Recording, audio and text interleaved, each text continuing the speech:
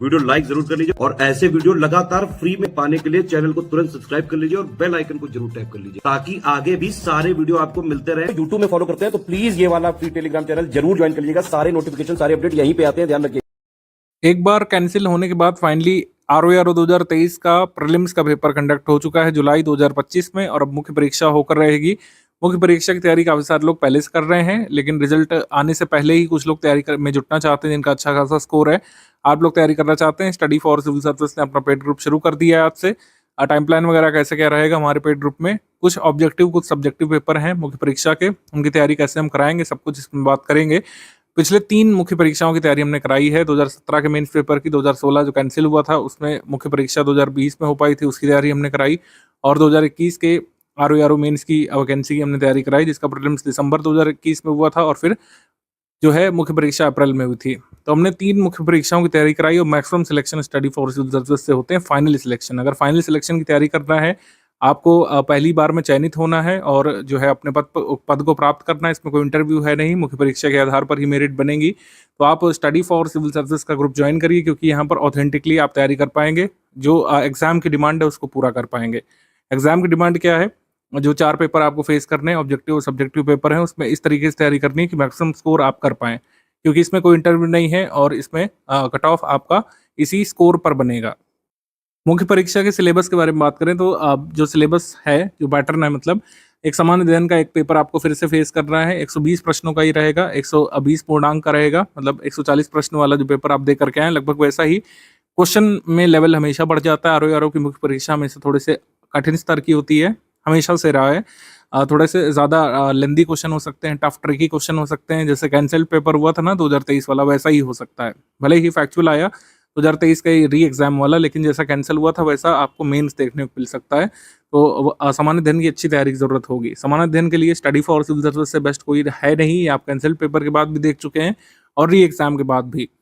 Tough tricky question कोई नहीं मिला पा रहा है, सिर्फ स्टडी फॉर सिविल सर्विस के मटेरियल में उनका रेफरेंस दिया हुआ था जिसको आप कर सकते थे। तो वस्तुनिष्ठ प्रकार का पेपर होगा, जैसा आप प्रीलिम्स में दे करके आए। ये हो गया आपका ऑब्जेक्टिव पेपर। ये ऑब्जेक्टिव पेपर आपको जीएस का यानी सामान्य अध्ययन का देना है। अब एक सब्जेक्टिव पेपर आपको देना है परंपरागत हिंदी का। परंपरागत हिंदी का जो पेपर है ये 100 अंकों का होगा, ये लिखित पेपर होगा, इसको आपको देना है। इसका सिलेबस से गिवन है, ठीक है।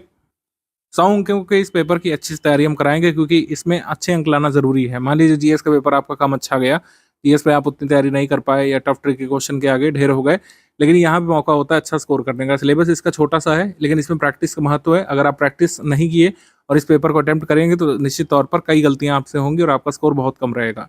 जो लोग स्टडी फॉर सिविल सर्विस से तैयारी करते हैं, 65 या 67 70 अंक भी यहाँ पर लाए हुए हैं हमारे छात्र, जिसमें 70 72 बहुत अच्छा स्कोर माना जाता है। अगर आप 100 में 70 ले आए तो मान करके चलिए कि आप फाइनल मेरिट में अपना नाम देखेंगे, लिस्ट में अपना नाम देखेंगे। तो इसमें 70 मार्क्स की तैयारी के लिए जो है हम पूरी यहाँ पे जान झोंक देंगे। इसमें अच्छे से टास्क की प्रैक्टिस होगी, यानी अभ्यास कार्य यहाँ पे कराएंगे, उसकी चेकिंग होगी, प्रॉपर फीडबैक मिलेगा। आप उत्तर पुस्तिका अपनी पीडीएफ बना करके हमारे ग्रुप में भेजेंगे, हमारे एक्सपर्ट टीचर आपको फीडबैक देंगे, आपकी खामियां बताएंगे, और जो ये 2.5 घंटे का पेपर होगा 100 अंकों वाला, इसकी इस तरीके से तैयारी करा देंगे कि आप सबसे अच्छी अपनी उत्तर पुस्तिका भर करके आएँ। लिमिटेड टाइम फ्रेम में अच्छे से सभी प्रश्नों को अटेम्प्ट करके आएंगे। समय यहाँ पे बहुत पर्याप्त है, 2.5 घंटे की जगह 2 घंटे भी होता तब भी ये सफिशिएंट रहता, लेकिन 2.5 घंटे का समय है। आप बहुत अच्छे से इस पेपर को अटेम्प्ट कर सकते हैं, बशर्ते आपने तैयारी की हो अच्छे से। तो परंपरागत वाला है, इसका पूरा स्टडी मटेरियल भी हमने दे दिया है, अपने ग्रुप में देख लिया होगा।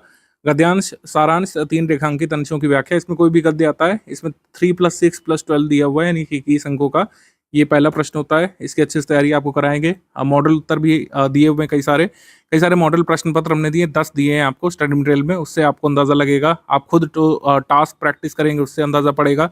10 नए फुल एंड टेस्ट जो हम कराएंगे हम अपने ग्रुप में परंपरागत के, उससे आप लिखेंगे, उस टेस्ट को आप लिखेंगे, चेक कराएंगे, तो आपको अच्छे से अंदाजा पड़ेगा कि इसमें मैक्सिमम स्कोर कैसे करते हैं, ठीक।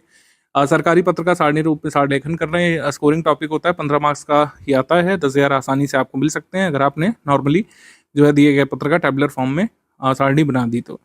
पत्राचार में काफ़ी लोगों को समस्या होती है, लेकिन स्टडी फॉर सिविल सर्विस के स्टूडेंट्स को कभी इसमें समस्या रही नहीं है, क्योंकि हम ऑथेंटिक सोर्सेज से आपको सबसे सही, सबसे लेटेस्ट फॉर्मेट जो उत्तर प्रदेश सरकार यूज़ करती है अपने पत्राचार में, उसको हम देते हैं। स्टडी मटेरियल में आपको मिल गया होगा।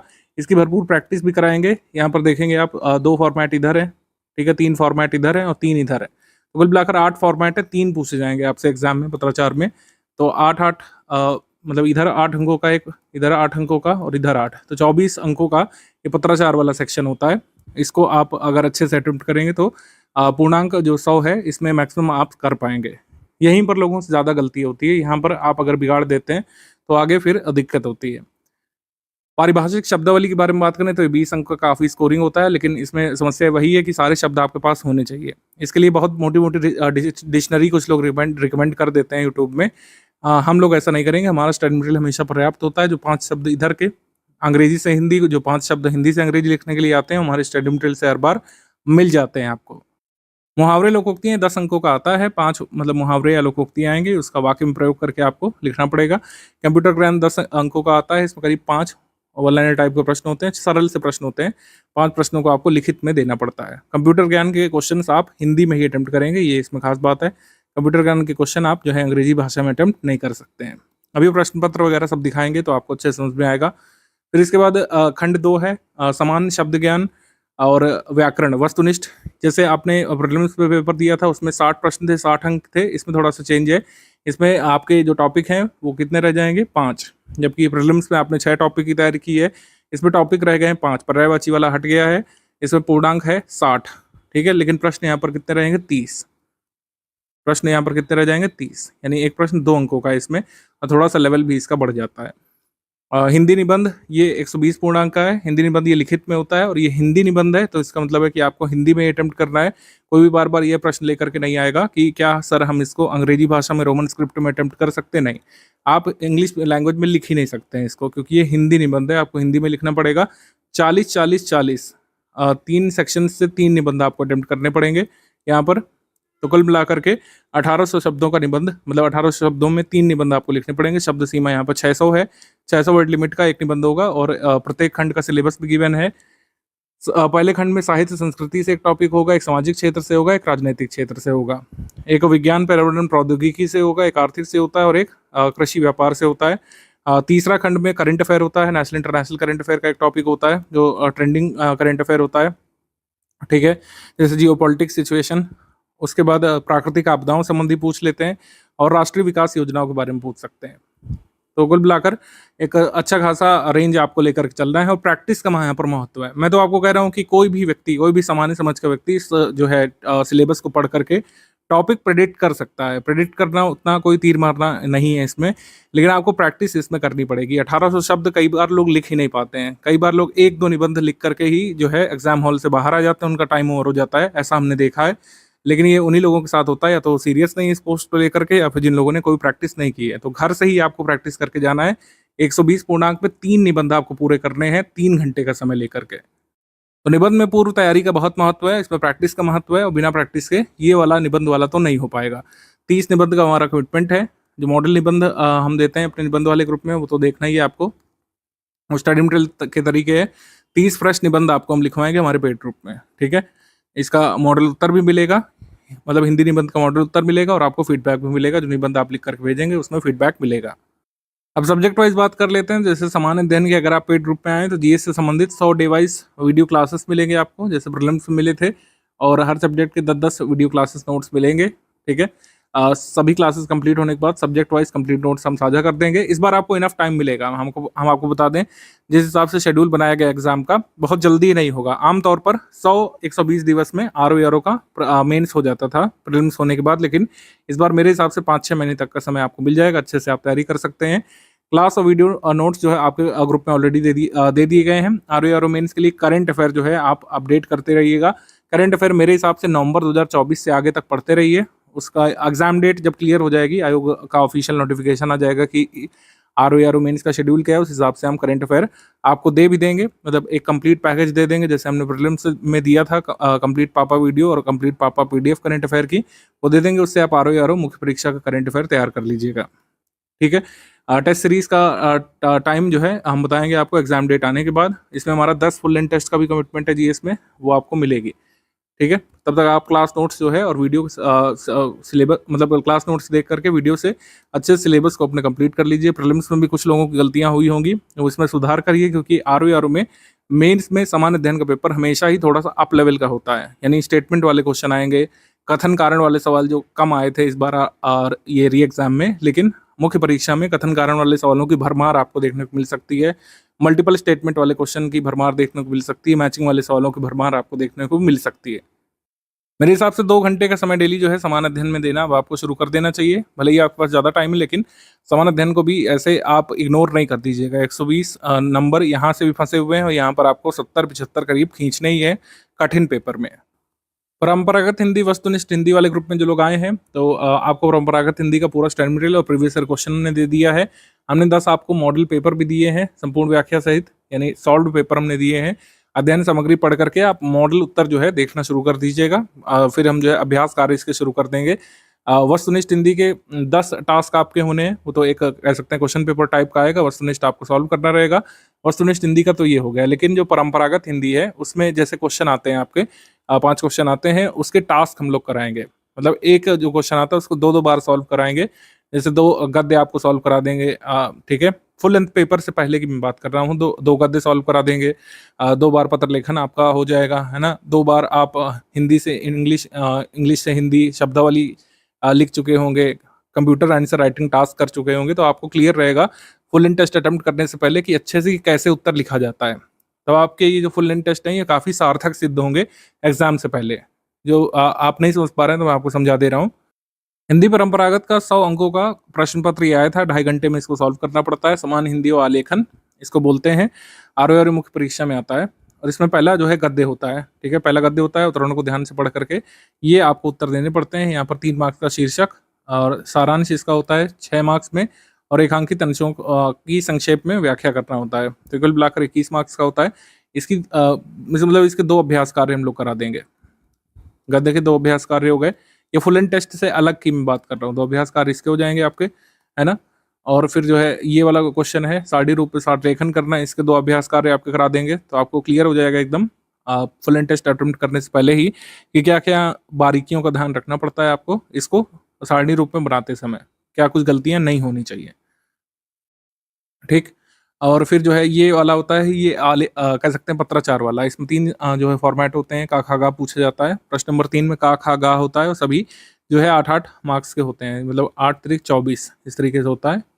8 3s आर 24 इस तरीके से, मतलब 8-8 का एक होता है। तो इसमें हम अब प्रैक्टिस करा देंगे इसकी भी, इसकी भी, इसकी भी। मतलब आप फुल एंड टेस्ट अटेम्प्ट करने से पहले करीब जो है 6 बार पत्र लेखन कर चुके होंगे अलग अलग फॉर्मेट का।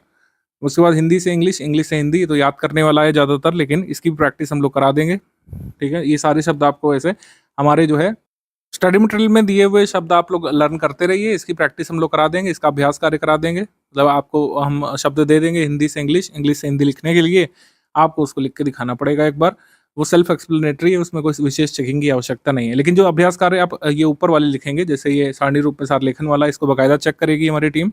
आप ग्रुप में उत्तर पुस्तिका भेजेंगे इसकी। गद्य के लिए भी गद्य आप अटेम्प्ट करेंगे अपने आंसर शीट में, उसकी फोटो खींच करके पीडीएफ बनाएंगे। पीडीएफ बनाना सरल है, उसकी तरीका वगैरह हम बता देंगे। कोई भी मोबाइल फोन आपके पास है जिसका कैमरा 4 मेगापिक्सल से ज़्यादा का है, आराम से पीडीएफ उसमें बन जाती है। आजकल तो इनबिल्ट सॉफ्टवेयर्स आते हैं सभी फोन्स के ऑपरेटिंग सिस्टम में, उससे आप पीडीएफ बना करके हमारे ग्रुप में भेज देंगे और उसको हम चेक करेंगे, आपकी खामियां वगैरह बता देंगे आपको।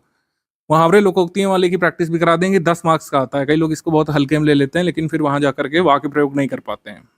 तो ये इसकी प्रैक्टिस करा देंगे। और ये कंप्यूटर वाला जो बच रहा है इसमें 10 नंबर का होता है। इसमें 5 प्रश्न 2-2 मार्क्स के सिंपल वाले पूछे जाते हैं।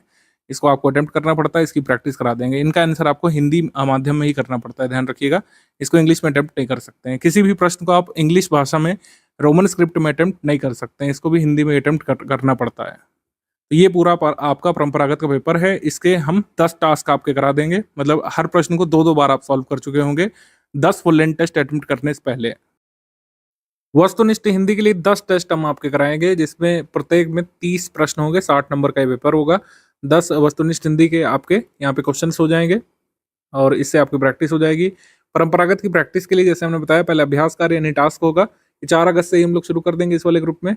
अभ्यास कार्य 6 अगस्त को दूसरा है, फिर 9 तारीख को है तीसरा। अच्छा, जैसे बीच में गैप दिया हुआ है तो इस बीच आपको मॉडल उत्तर मिल जाएगा। जो भी अभ्यास कार्य कराएंगे, जहाँ जहाँ पर जरूरी है उसका मॉडल उत्तर मिलेगा, ठीक है। जहाँ जहाँ पर भी रिक्वायर्ड है उसका मॉडल उत्तर भी देंगे, व्याख्या भी उसकी देंगे, और आंसर राइटिंग चेकिंग तो आपकी होगी ही ग्रुप में। परंपरागत हिंदी फुल लेंथ टेस्ट हम 10 सितंबर से शुरू करेंगे। अभी हमारे पास काफ़ी टाइम है, तब तक आप अभ्यास कार्य कर चुके होंगे। उसके बाद फुल लेंथ टेस्ट अटेम्प्ट करेंगे तो अच्छा खासा आपको नॉलेज भी हो चुका होगा, और ये फुल लेंथ टेस्ट आप अच्छे से अटेम्प्ट करेंगे, एकदम रियल एग्जाम के तरीके, जिससे मैक्सिमम बेनिफिट आपको मिलेगा। 25 अक्टूबर को आपका आखिरी टेस्ट होगा। यह आपका एक टेंटेटिव शेड्यूल है, ध्यान रखिएगा, इसमें हम परिवर्तन कर सकते हैं। जो भी छात्र हित में होगा उसके संबंध में परिवर्तन भी इस पे कर सकते हैं। अभी के लिए ये है आपके टास्क वगैरह हम शुरू करा देंगे परंपरागत के, और ऐसे भी का जिसने लिया है तो ऐसे में भी आपकी प्रैक्टिस बीच बीच में चलती रहेगी। तभी यहाँ पर गैप है, यहाँ पर आप देखेंगे 1 दिन का गैप है, यहाँ पे 2-3 दिन का गैप है, तो इस बीच ऐसे की प्रैक्टिस भी आपकी चलती रहेगी ऐसे वाले ग्रुप में। ऐसे यानी निबंध ग्रुप के बारे में बात करें तो प्रीवियस ईयर पेपर और 30 मॉडल ऐसे हमने दिए हैं। 30 मॉडल ऐसे आपको पढ़ने के लिए हमने दिए हैं, इसको आप पढ़िए, आत्मसात करिए। किस तरीके से एक मॉडल ऐसे लिखा जाता है उसको आप पढ़ कर समझेंगे, लेकिन ऐसे को सिर्फ पढ़ के नहीं समझा जा सकता है, इसमें प्रैक्टिस बहुत ज़रूरी है। प्रैक्टिस के बिना ऐसे कुछ नहीं हो सकता। तो 30 नए ऐसे की प्रैक्टिस कराएंगे प्रेजेंट सिनेरियो में 2025 में। जो जो टॉपिक हो सकते हैं अलग अलग खंड में, उसकी प्रैक्टिस हम लोग कराएंगे। निबंध के साप्ताहिक टास्क ग्रुप में कराए जाएंगे, जिसका टाइम प्लान कोई ऐसा है नहीं। आर्या मैम आपको बीच बीच में गाइड करती रहेंगी। ये टास्क आपके इधर चलते रहेंगे, फुल इन टेस्ट चलते रहेंगे, और इसी के बीच बीच में ऐसे भी आपको कराया जाएगा। ऐसे का टॉपिक मिलेगा, आप उस पर लिखेंगे। पहले ऐसे का टॉपिक मिलेगा, उसमें आर्या मैम फिर गाइडलाइन दे देती हैं कि ये बातें आप ध्यान रख सकते हैं, ये बारीकियां हैं। आप उसको पहले लिखेंगे, आपकी कॉपी चेक होगी, और फिर मॉडल उत्तर मिलेगा, उससे आप मिला लेंगे कि कैसे बेस्ट ऐसे हो सकता था। आगे के ऐसे में अपनी खामियों को सही करते हुए फिर दूसरा ऐसे लिखेंगे। इसी तरीके से निबंध की अच्छी प्रैक्टिस होती है। पेड क्विज ग्रुप का भी आपका है, इसमें जीएस और वस्तुनिष्ठ हिंदी की पेड क्विज में आपको जीएस और समान हिंदी के मोस्ट एक्सपेक्टेड क्वेश्चन की प्रैक्टिस हम लोग कराएंगे। जीएस का और समान हिंदी का पेपर वस्तुनिष्ठ है, तो इसमें पेड क्विज ग्रुप में प्रैक्टिस होगी आपकी, जिससे मैक्सिमम स्कोर आप कर सकें, मैक्सिमम प्रैक्टिस कर सकें। जीएस की काफ़ी अच्छी प्रैक्टिस आपकी हो जाएगी इसमें। वस्तुनिष्ठ हिंदी की मतलब कह सकते हैं परीक्षा आपको देना है। वस्तुनिष्ठ हिंदी की परीक्षा में 30 प्रश्न होंगे, 60 अंक होंगे, तो उसकी भी प्रैक्टिस हो जाएगी। कई सारे एमसीक्यू हम लोग कराएंगे, और इसी पेड ग्रुप से कई सारे क्वेश्चन डायरेक्टली भी आपको देखने को मिल सकते हैं अपने एग्जाम में। जीएस में अगर आप देखें तो ये प्रीवियस ईयर एनालिसिस हमने दे दिया है, ज़्यादा कुछ बताने की ज़रूरत है नहीं। बस एक चीज़ ध्यान रखिएगा कि जैसे आप लोग जो है फ्लो में मत बहिएगा। जैसे पेपर जो हुआ है 2023 का री एग्ज़ाम वाला, वो एकदम अलग है उस पेपर की तुलना में जो आपका एक्चुअल एग्ज़ाम हुआ था फरवरी में 2024 में।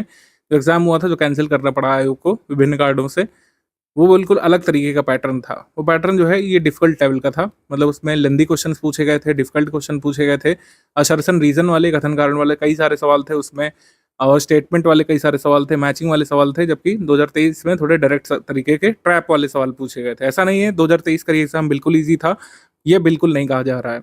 ईजी नहीं था एग्जाम, मॉडरेट स्तर का था, लेकिन क्वेश्चन पूछे जाने का तरीका अलग था। तो डिफिकल्ट लेवल के पेपर के लिए भी तैयार रहना है, सभी तरीके के सिनेरियो के लिए आपको तैयार रहना है, जीएस के लिए खासकर।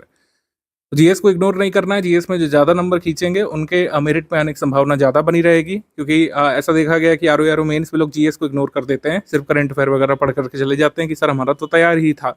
लेकिन ऐसा नहीं करना है आपको।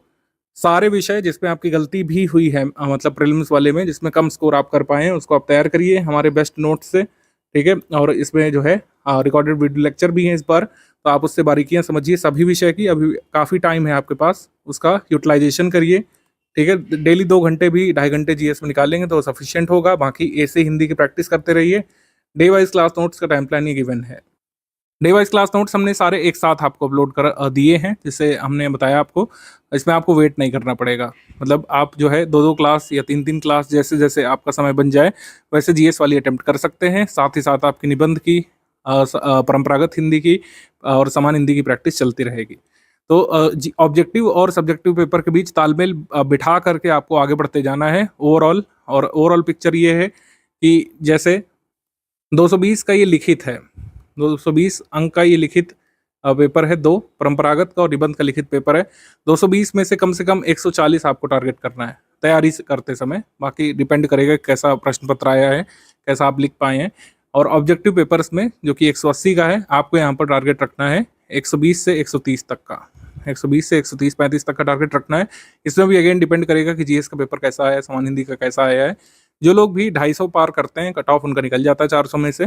250 पार यहाँ पे अच्छा स्कोर माना जाता है। आइडियली अलग अलग ईयर में वेरी भी कर सकता है, डिफरेंट फैक्टर्स होते हैं कि फाइनली वैकेंसी कितनी है, पेपर कैसा आया, कितने लोगों ने मेंस अटेम्प्ट किया, इस सब पर डिपेंड करता है। लेकिन मैक्सिमम जो है आपको मार्क्स लगाने की तैयारी करनी है। ओवरऑल प्लान यही है कि 250 आपको क्रॉस करना है 400 में से, और 250 ऐसे क्रॉस नहीं होगा, 250 क्रॉस होगा पढ़ाई करके, प्रैक्टिस करके।